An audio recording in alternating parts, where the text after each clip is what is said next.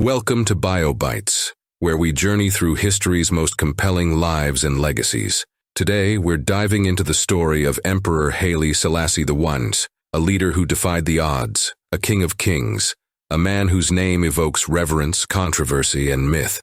Some see him as a visionary modernizer and guardian of Ethiopia's sovereignty. To others, he was an authoritarian whose rule was marred by human rights abuses. So, who was this last emperor of Ethiopia really? And how did he shape his nation and become a symbol worldwide? Let's go back to the beginning of his story, where the foundations of his legacy were laid.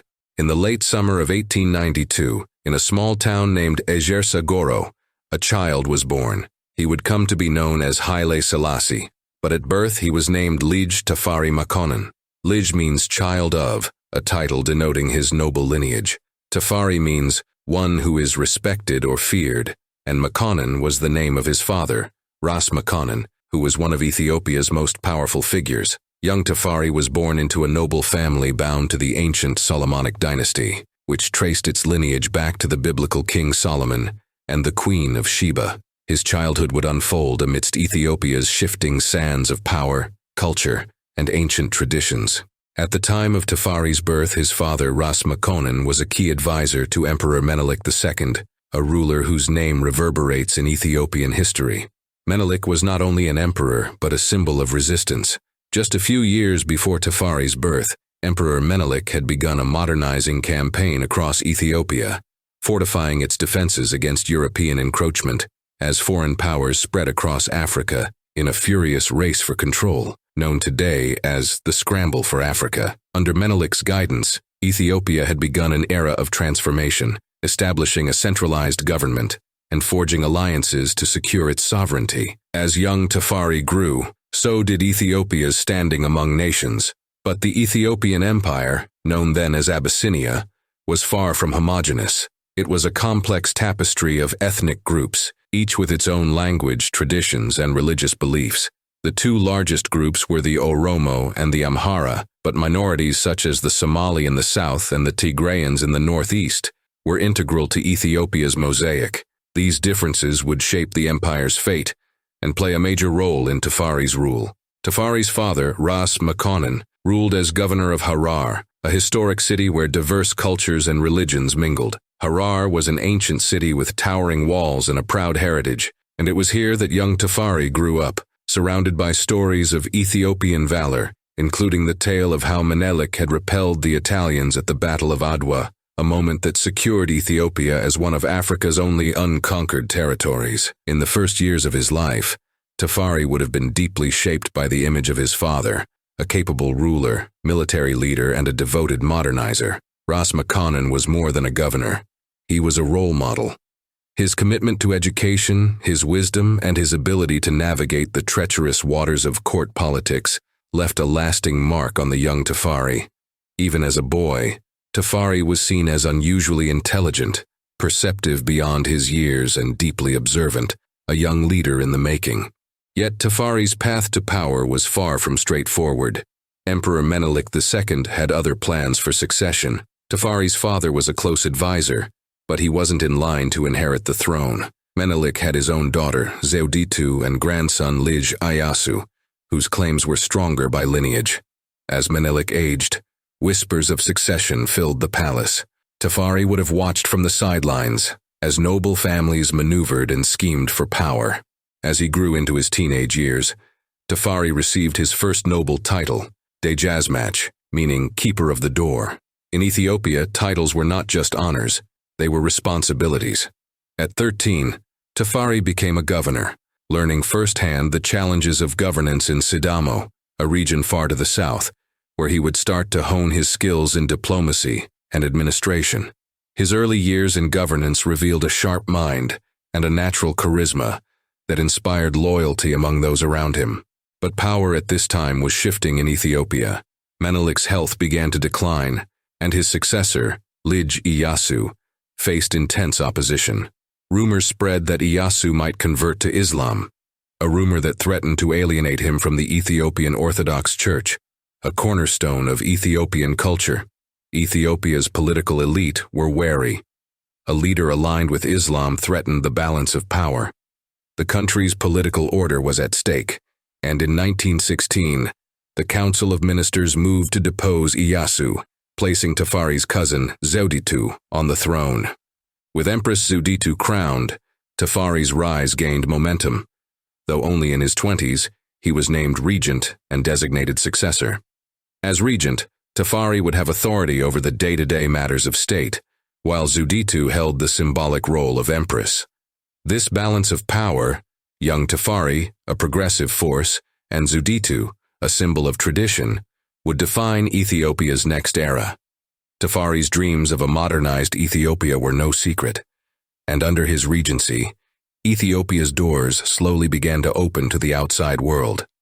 In the coming years, Tafari's ambition would lead him on a journey through Ethiopia's noble courts, into the heart of a nation yearning for progress, yet rooted deeply in tradition.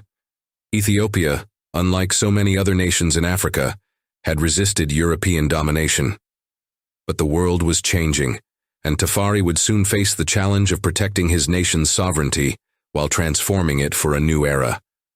With Menelik Seku's reign drawing to a close, a new era of Ethiopian politics began to emerge, a time of ambitious modernization tempered by internal struggles, alliances, and whispers of shifting power dynamics. As Empress Zewditu assumed the throne after her nephew, Lige Iyyasu, was removed for his controversial policies and alleged conversion to Islam, Tafari Makonnen, later known as Haile Selassie, found himself positioned as her regent. Though she held the imperial title, it was Tafari who would soon wield real influence, gradually reshaping Ethiopia from within. Tafari and Zewditu's rule was a blend of old and new, tradition clashing against reform. Empress Zewditu, deeply conservative and steeped in the Orthodox Christian faith, held on to many customs that had long defined Ethiopian society. For her, change was a whisper of potential upheaval, a threat to the sanctity of a nation that had survived countless challenges. Tafari, however, saw something different, a vision of an Ethiopia prepared to engage with the global community, a nation capable of standing shoulder to shoulder with the world powers. Underneath the surface of this dual reign, a quiet struggle for influence unfolded. Tafari had become a respected figure among Ethiopia's ruling elite, and had also earned favor with the international community. His efforts for modernization resonated beyond Ethiopia's borders, drawing curiosity, admiration, and support from the West. Yet Zewditu retained her influence, bolstered by the Ethiopian Church and the noble families who preferred a slower approach to reform. The regency of Tafari became the crucible in which his leadership style was forged. He was both calculated and charismatic, fully aware of the diplomatic tightrope he walked. Recognizing Ethiopia's precarious position in the global arena, he sought to balance modern ambitions with Ethiopia's ancient traditions. This balancing act was evident in the reforms he began to implement with cautious determination. In the early 1920s, Tafari's modernization plans began to take shape. He laid out the groundwork for a more structured governmental system, one that could potentially allow Ethiopia to compete with its European neighbors. Inspired, perhaps, by Japan's rapid modernization, he looked to implement a similar path for Ethiopia. To do so, he introduced administrative reforms that aligned more closely with Western governmental models. Ministers were appointed to oversee specific departments, and the emphasis gradually shifted from hereditary privilege to merit-based advancement, a concept both progressive and at the time divisive. Yet the ambition for transformation did not end within the borders of Ethiopia. Tafari believed that Ethiopia could not stand alone in an increasingly interconnected world. In 1923, he applied for Ethiopia's membership in the League of Nations, a groundbreaking move that signified his commitment to positioning Ethiopia as a respected player on the international stage. When Ethiopia was accepted into the League, Tafari had made history, establishing his country as one of the few non-Western nations to join this coalition. In the years that followed, Tafari embarked on a tour of Europe to cement Ethiopia's position as a modern nation on the global stage. This journey to cities like London and Paris was more than a diplomatic mission. It was a chance to showcase Ethiopia's potential as a peer among nations. With regal splendor, Tafari and his entourage brought Ethiopian culture and opulence to the West, leaving an impression of a nation rich in history and ambition. In the midst of his European tour, Tafari was not just gathering allies, he was learning. Observing the industrial advancements, military structures, and societal organization in these Western capitals, he took mental notes. He studied governance, infrastructure, and diplomacy with the attentiveness of a student and the vision of a future king. He envisioned these insights transforming his homeland, a way to bring Ethiopia forward while respecting its deeply rooted traditions. However, for every step forward in modernization, Tafari faced resistance at home. The Ethiopian nobility viewed his actions with suspicion, wary that his ambitious plans would disrupt the status quo and challenge their privileged positions. And Empress Zewditu, though generally supportive, often found herself caught between her loyalty to tradition and Tafari's desire to see Ethiopia flourish as a sovereign state recognized and respected by the global community. As the 1920s drew to a close, the divide between Zewditu's conservatism and Tafari's reformist vision became increasingly apparent. Empress Zewditu's faction, deeply embedded in Ethiopia's traditional institutions, continued to resist rapid change. But by now, Tafari's influence was so strong that he had effectively become the leading force behind Ethiopia's modern transformation. He had won the loyalty of key military leaders and established himself as a beacon of hope for a modern Ethiopia. In October 1928, Tafari took on the title of Negus, or king, a critical step toward consolidating his authority. With this new status, he had moved closer to the throne, setting the stage for what many anticipated would be his ultimate succession as emperor. For Zewditu's faction, this was a symbolic and practical shift in the balance of power. Tafari's title of Negus represented more than personal ambition. It was an emblem of his vision for a reformed, unified Ethiopia, where the monarchy would not only preserve the past, but also guide the nation into a promising future. And so, with the title of Negus, Tafari Makonnen, future Haile Selassie, emerged as the de facto leader of a country straddling the line between old and new. He had established Ethiopia as a legitimate presence in international diplomacy, garnered a network of alliances, and set in motion the reforms that would shape Ethiopia for generations to come. His vision, though contested, was gaining ground. As the dawn of the 1930s approached, Tafari stood ready to take on the mantle of full authority, awaiting only the right moment to formally ascend as emperor. With the passing of Empress Zewditu, the stage was finally set. On November 2, 1930, Tafari Makonnen would officially become Emperor Haile Selassie I, marking the dawn of a new chapter for Ethiopia. It was a moment of profound significance, not just for Ethiopia, but for Africa as a whole. Tafari, now Haile Selassie, was crowned at the Cathedral of St. George in Addis Ababa, with dignitaries from around the world in attendance. A striking statement from this ancient African kingdom. It was as if Ethiopia was proclaiming to the world, "We stand as equals." With his coronation, Selassie adopted the title of Nagusa Nagast, or King of Kings. It was a title steeped in history, tracing back to the legendary dynasty of King Solomon. But for Haile Selassie, this title was also a mandate, a call to modernize, to bring Ethiopia into the future while safeguarding its rich traditions. And so he took on his new role with a vision that was both progressive and deeply aware of his people's heritage. Following his coronation, one of Selassie's first acts as emperor was to implement Ethiopia's first modern constitution in 1931. This was a pivotal step toward transforming Ethiopia from a feudal society to a centralized nation-state, equipped to interact with the global powers of the day. The constitution established a parliament, divided into an elected lower house and an appointed upper house, a remarkable change in a society where governance had long been dictated by lineage and tradition. This new structure introduced ideas of governance and accountability, yet power remained firmly in Selassie's hands. Though he was adopting Western-style reforms, he was keenly aware of Ethiopia's unique identity and the need to tread carefully to avoid unsettling the social order too rapidly.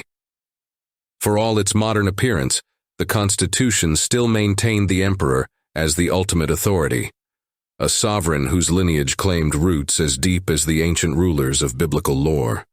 Yet while these efforts reflected Haile Selassie's commitment to modernization, the emperor knew that Ethiopia's most significant challenge lay in defending its sovereignty. The winds of change were stirring beyond Ethiopia's borders.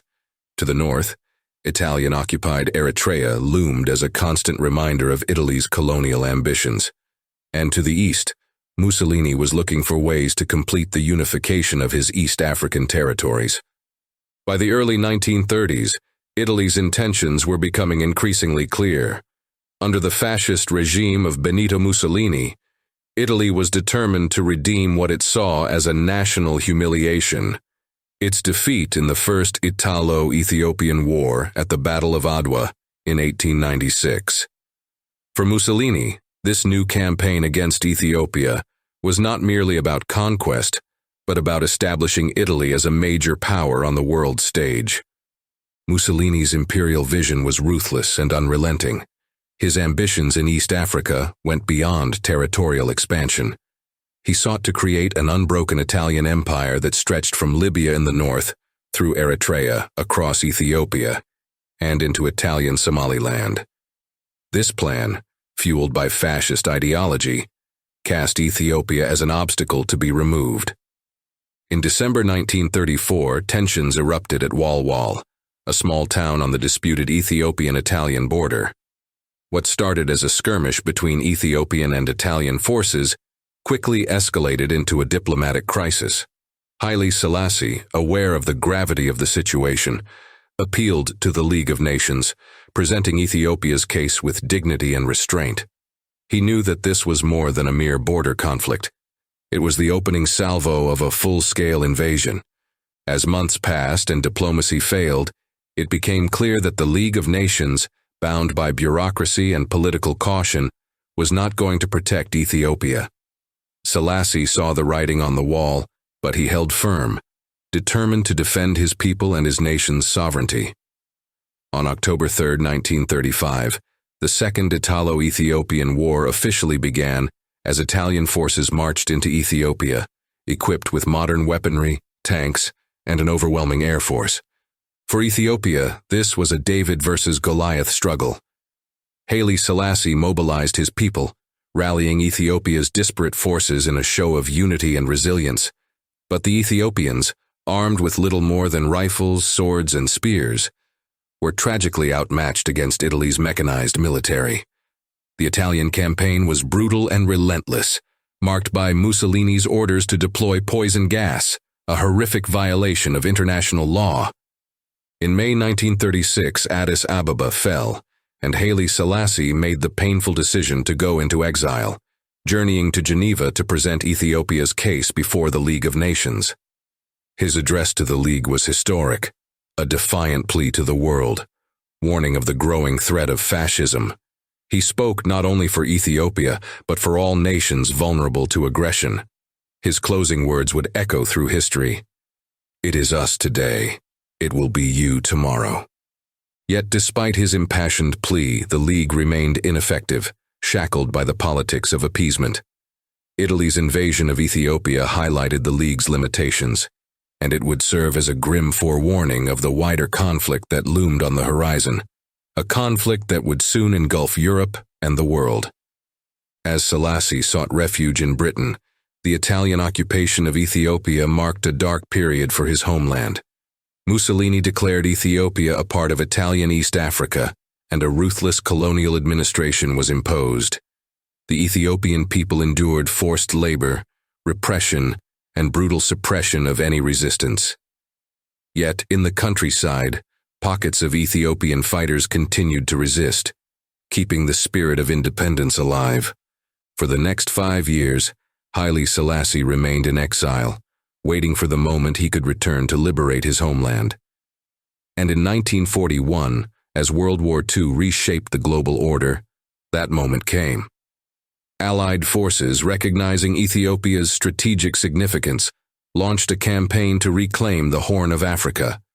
With British support, Ethiopian resistance fighters and Selassie himself joined the offensive, and on May 5, 1941, Haile Selassie re-entered Addis Ababa, a symbolic return marking Ethiopia's liberation. The Italian occupation was over, and Selassie's restoration symbolized not only a victory for Ethiopia, but a significant blow against fascism in Africa. But the challenges ahead were formidable. Ethiopia lay in ruins, its infrastructure decimated, its people scarred. Selassie now faced the task of rebuilding a nation from the ground up, while navigating the shifting tides of a post-war world order. With Ethiopia finally free from Italian occupation, Haile Selassie's return in 1941 was a moment of triumph, but it was also a sobering one. The country he returned to was battered and scarred. Infrastructure lay in ruins. Farmlands had been seized or destroyed, and people were traumatized by years of occupation. Ethiopia's wounds were deep, and Selassie knew that the path to recovery would be long and fraught with challenges. Determined to restore Ethiopia's sovereignty, Selassie wasted no time initiating sweeping reforms to rebuild his nation. His efforts were twofold. First, he aimed to modernize Ethiopia's institutions and make them resilient in the face of foreign threats. Second, he was determined to bring unity to a country marked by deep ethnic and regional divisions. One of his first acts after resuming power was to formally abolish slavery, a practice that had persisted for centuries despite prior attempts to curtail it. Slavery had been a dark shadow on Ethiopia's image, and Selassie, aware of the importance of Ethiopia's reputation on the global stage, took concrete steps to end it. This move was met with both praise and skepticism. For many Ethiopians, slavery had been ingrained into the social and economic structure, and ending it created tensions. However, the abolition of slavery marked a new chapter for Ethiopia, one in line with global human rights standards. The emperor then set his sights on the economy. He established the National Bank of Ethiopia in 1943, giving the country a central financial institution to help regulate and stabilize its economy. This was a significant step, one that helped to consolidate Ethiopia's financial independence and lay the groundwork for future growth. Alongside this, he initiated reforms in taxation and land ownership, working to centralize authority while promoting economic development. Selassie's post-war reforms weren't just confined to economic structures. He also pushed forward with a focus on infrastructure. Roads were built to connect the country's disparate regions, fostering trade and communication. Telecommunication systems were expanded, electricity grids reached new areas, and an emphasis was placed on education, with schools springing up throughout the country. Selassie's vision for Ethiopia was one of a unified, educated nation, capable of holding its own among the world's growing powers. However, as Selassie pushed his modernization agenda, he encountered resistance from traditional factions within Ethiopia's nobility and religious hierarchy. These groups, which had long benefited from Ethiopia's feudal structure, viewed Selassie's reforms as a direct threat to their power. They argued that rapid modernization would erode Ethiopia's cultural heritage, that it would lead to foreign influence and dilute the nation's identity. Balancing the forces of tradition with those of progress became an increasingly difficult task for Selassie. He relied on a network of loyal officials and advisors, and while he moved forward with his reforms, he did so carefully, recognizing the need to maintain the support of Ethiopia's influential nobles and clergy. In 1955, as part of his efforts to modernize Ethiopia's political landscape, Selassie introduced a revised constitution. This new legal framework aimed to update Ethiopia's governance by creating a bicameral parliament and defining the rights and duties of citizens.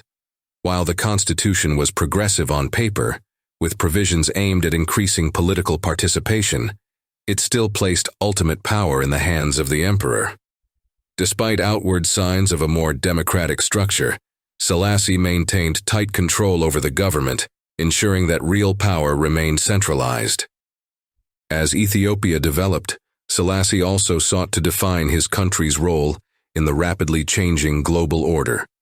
After the Second World War, Ethiopia became a charter member of the United Nations, symbolizing its commitment to international cooperation and peace. Selassie saw Ethiopia as a bridge between Africa and the wider world, and he actively worked to position his country as a key player on the global stage. One of Selassie's most enduring legacies on the international front was his role in founding the Organization of African Unity, OAU, in 1963. He envisioned a unified Africa, one that could stand strong against neo-colonial pressures and advocate for the rights of its people on the world stage. Under Selassie's leadership, Addis Ababa became the headquarters of the OAU, solidifying Ethiopia's place as a hub of Pan-African diplomacy and a symbol of resistance to colonialism. This role gave Selassie considerable influence, and he became a respected figure across the continent, seen as a patriarchal leader who sought unity among Africa's newly independent nations. His efforts in the OAU laid the groundwork for what would later become the African Union, marking Selassie as a pioneer in the struggle for African sovereignty. Yet, for all his accomplishments on the world stage, Selassie's domestic policies were not without controversy.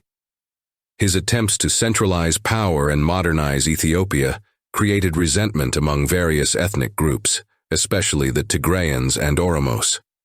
These groups felt marginalized, as Selassie's government, despite promoting national unity, often favored certain regions and ethnicities over others. Tensions simmered, and resentment grew as Ethiopia's diverse communities sought greater autonomy and recognition. This was especially evident in Eritrea, a region that had been federated with Ethiopia after the war. Eritreans initially enjoyed some degree of autonomy, but in 1962, Selassie unilaterally annexed Eritrea, dissolving its parliament and bringing it under direct Ethiopian rule. This decision marked the beginning of the Eritrean War of Independence, a bloody conflict that would last for decades. Eritrean resistance grew, and the conflict would go on to be one of the defining issues of Ethiopian politics well beyond Selassie's reign. The late 1960s and early 1970s saw a turning point. While Selassie was celebrated abroad as a statesman and a symbol of African unity, at home, his popularity began to decline. The world was changing rapidly, and the authoritarian elements of Selassie's rule began to feel outdated to the younger generations of Ethiopians. A student movement gained momentum, challenging the rigid social hierarchy and calling for democratic reforms. At the same time, Ethiopia was hit by severe famine in the Wollo province, exposing cracks in the government's ability to address the needs of its people. Reports of government negligence and mismanagement during the famine sparked outrage. Even as Ethiopians starved, there were reports that food was being redirected to the capital and other areas while Wollo suffered. The famine, combined with rising political dissent, set the stage for a period of unrest.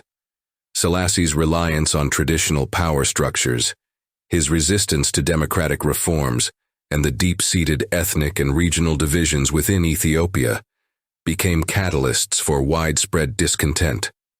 Despite his early successes, it was becoming clear that Selassie's vision of a modernized Ethiopia had, in many ways, failed to address the complex realities of a diverse and fractured nation. With Ethiopia's unity increasingly frayed, Haile Selassie's final years in power were marked by a rising storm of discontent. The country that had once rallied behind its emperor to resist Italian occupation was now filled with people demanding change, hungry for justice, for equality, and a government that truly served them. Across Ethiopia, the murmurs of dissent grew louder, and it became increasingly clear that Selassie's hold on power was slipping. In early 1974, a spark ignited. It started small, with soldiers stationed in Negele Barana, a remote town in southern Ethiopia. These soldiers, who had been stationed in harsh conditions, protested their low pay, poor living standards, and the lack of basic supplies. They detained one of their officers, forcing him to drink the same contaminated water they were given, an act that symbolized the brewing resentment among the ranks.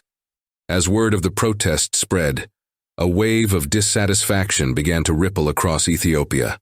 Workers and students joined the call for reform, their protests growing bolder with each passing day.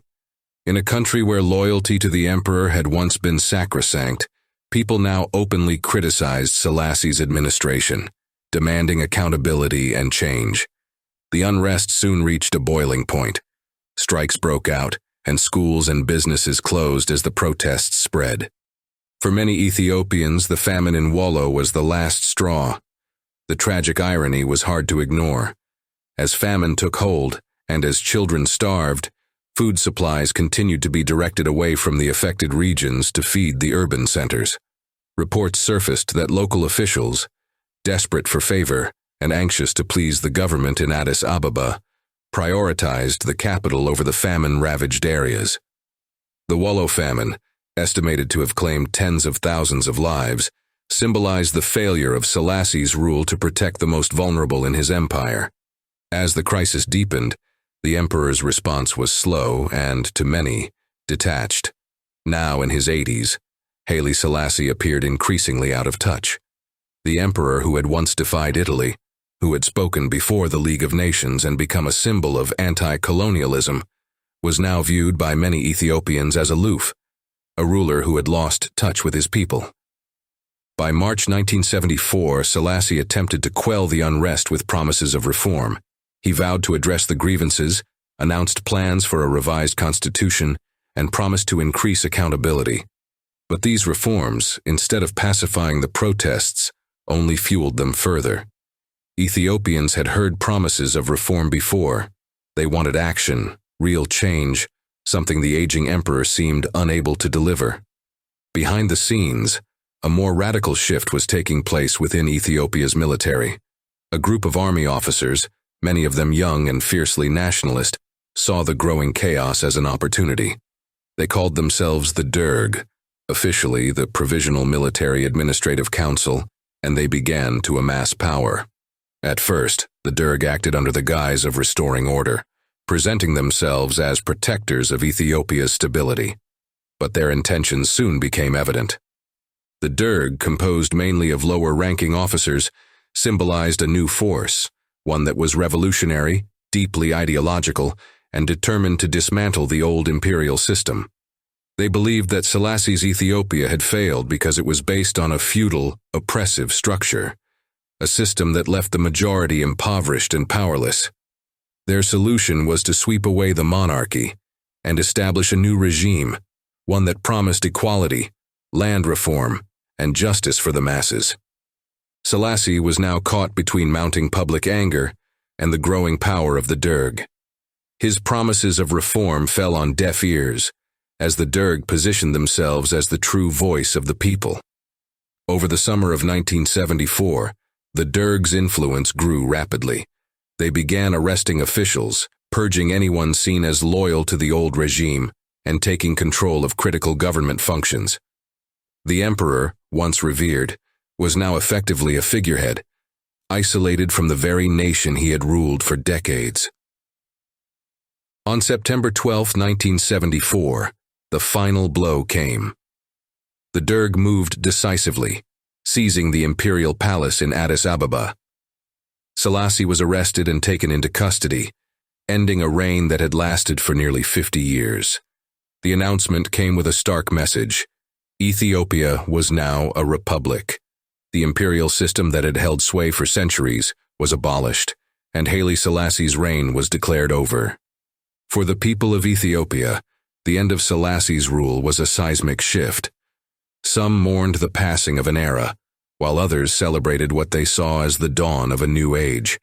Yet, even as the Derg promised progress, it was clear that Ethiopia's future would be anything but certain. In the months following Selassie's deposition, the Derg consolidated power with brutal efficiency. They dismantled the institutions of the old empire, nationalized lands and businesses, and instituted radical reforms aimed at creating a socialist state. The world watched as Ethiopia transformed almost overnight. The Derg, led by Colonel Mengistu Haile Mariam, launched what they called the Red Terror, a campaign to purge Ethiopia of any opposition. Thousands were imprisoned and many more were executed. Selassie, meanwhile, lived out his final days in confinement. Once a powerful and influential leader, he was now a prisoner, cut off from the world he had once commanded.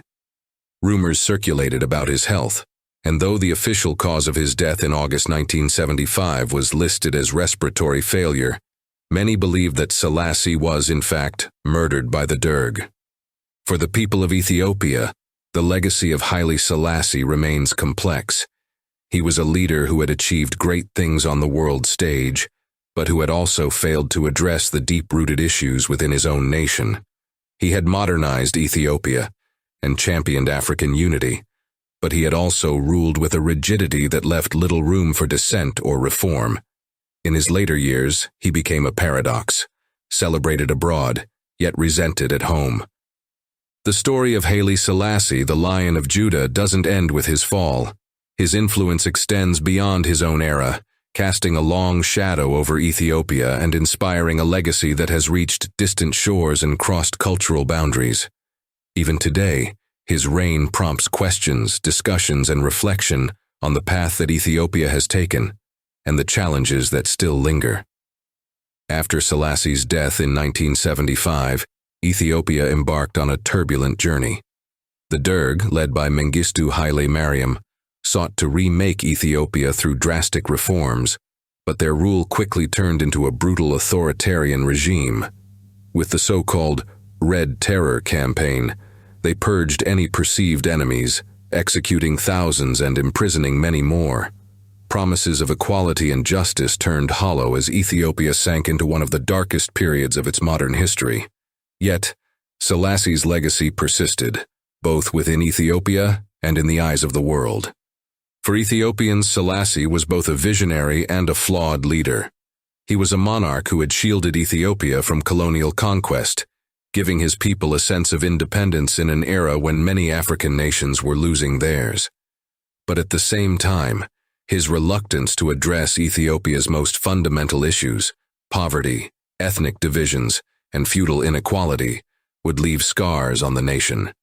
His rule highlighted Ethiopia's potential, but also the consequences of leaving its social problems unresolved. One of the most poignant aspects of Haile Selassie's legacy is his impact on African unity. Selassie, a champion of Pan-Africanism, was instrumental in founding the Organization of African Unity, OAU, in 1963, an institution that laid the groundwork for today's African Union. By promoting the ideals of unity and cooperation among African nations, he left a lasting mark on the continent's political landscape. Ethiopia, as the headquarters of the OAU, became a symbol of African independence and resistance. Selassie's vision of a united Africa has endured, and his legacy lives on in the continuing efforts of African nations to work together for mutual prosperity and peace. But Selassie's influence extended beyond the borders of Africa. In Jamaica, a movement called Rastafarianism had already risen, seeing in Selassie a messianic figure who represented freedom and strength. Rastafarianism was born out of a yearning for dignity and self-respect among people of African descent, and Selassie became its symbol. Rastafarians revered him as the living God, a figure who embodied their spiritual beliefs and cultural pride. This unique connection between Ethiopia and the African diaspora continues to inspire millions who see in Selassie a symbol of resilience and identity. Through Rastafarianism, Selassie's legacy grew global, intertwining his image with messages of unity, respect, and pride. Yet within Ethiopia, the divisions that Selassie left unresolved began to deepen under the Derg and later governments. Ethnic and regional tensions simmered, occasionally boiling over into conflict. Selassie's policy of ethnic federalism had sought to respect Ethiopia's cultural diversity, but in the years after his reign, these divisions became a source of instability rather than strength. The Eritrean War of Independence, fueled by years of discontent, raged for 3 decades, finally resulting in Eritrea's independence in 1991. This secession marked a significant shift in Ethiopia's history, forever altering its borders and national identity. The challenges of ethnic division are still prevalent in Ethiopia.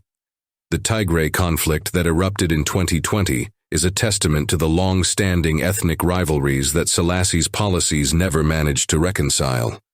To this day, Ethiopia grapples with the legacy of a centralized system that was built around loyalty to the emperor.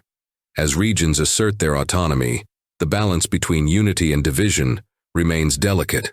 Selassie's centralization of power may have strengthened Ethiopia's independence during his reign, but it left behind a legacy of control that has been difficult to dismantle without unleashing conflict. Ethiopia's enduring social and economic struggles have also cast a long shadow over Selassie's legacy. While he modernized parts of the country, much of Ethiopia remained impoverished and underdeveloped. The stark inequality that marked his reign persisted after his death, and it continues to challenge Ethiopia's leaders today. Rapid population growth, climate-related challenges, and resource scarcity compound these issues, making it clear that Ethiopia's journey toward prosperity is far from over. In hindsight, Selassie's efforts at modernization were ambitious but incomplete, leaving much work for the generations that followed.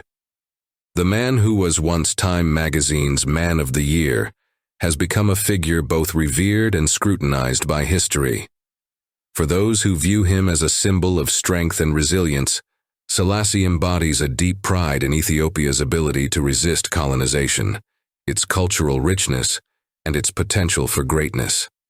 For others, however, he is a symbol of the old imperial order, one that failed to uplift Ethiopia's poorest, overlooked ethnic tensions, and did not lay a strong enough foundation for Ethiopia's future.